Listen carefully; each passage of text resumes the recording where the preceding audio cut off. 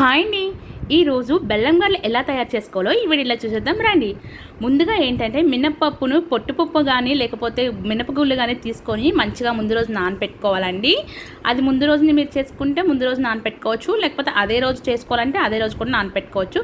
నానపెట్టుకున్న తర్వాత మంచిగా వాష్ చేసుకొని మిక్సీలో కానీ గ్రైండర్లో కానీ మంచిగా తిక్కగా రుబ్బుకోవాలండి. రోట్లో రుబ్బుకునే టేస్ట్ ఇంకా బాగా వస్తుంది. రుబ్బుకున్న తర్వాత మనం మినపవడలు ఎలా వేసుకుంటామో అట్లానే మంచిగా వడలు వేసుకోవాలి. తర్వాత ఒక కడాయి తీసుకొని అందులో సన్నగా కట్ చేసుకున్న బెల్లం వేసేసుకొని మంచిగా కొంచెం వాటర్ వేసుకొని బాగా బెల్లం ఏంటంటే ఇట్లా బాయిల్ అయ్యేదాకా బాగా ఉడికించుకోవాలండి. ఏంటంటే బెల్లంలో వాటర్ ఎక్కువ వేయకుండా మరి కొంతమందికి ఏంటంటే బెల్లంలో ఏమైనా రాళ్ళు ఉంటాయా అట్లాంటి అన్నప్పుడు అయితే మాత్రం బెల్లం వడగట్టుకొని వేసుకోవాలి. మాకైతే మేము ప్యూర్ బెల్లం తీసుకున్నాం. మాకు ఇలాంటి ఇందులో అయితే ఏం లేదు.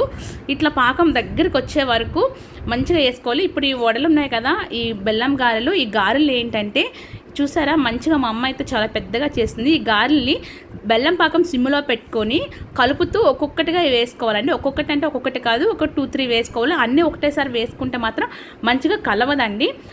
కొన్ని ఇట్లా వేసుకుంటూ కలుపుకుంటూ సిమ్లో పెట్టుకుని చేసుకోవాలండి. ఏంటంటే కొంతమందికి పాకం లెక్క కొంచెం లూజుగా కావాలంటే లూజుగా చేసుకోవచ్చు.